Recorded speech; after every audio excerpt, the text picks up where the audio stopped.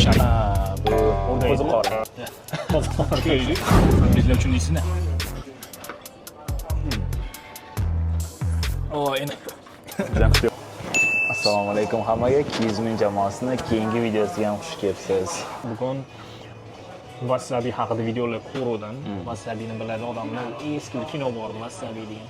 O'shani eslab qolishgan. Lekin mana Wasabilar ko'rib turibsiz. O'shandan hozir yeb ko'ramiz. Yaqinda video ko'rdim. Birov ovqatga o'tiradi. Shunda Wasabini tashlab qo'yadi. Ovqatiga qaraguncha shundoq yeydi, miyasigacha berib yuboradi. O'y Wasabi. Kuchli-da baribir. Juda ham kuchli Wasabi. Bu wasabilar hammasi organik emas, ya'ni tabiiy wasabi emas. Chunki o'zi tabiiy wasabini Yaponiyada topish ham uncha oson emas ekan. Topilishi qiyin ekan birinchidan, keyin ko'p vaqt saqlab tura olmaysiz ekan mana shunday idishda. Endi Yaponiyaga borganingizda o'shani yeb ko'rasiz. Bizda bori shu deydi-yu. Bundayga masalan bemalol yeyverasiz.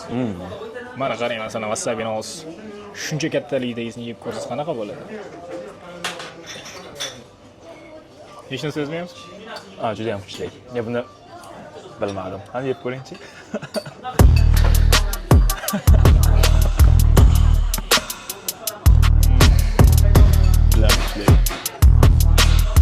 Endi sekin bilinyapti.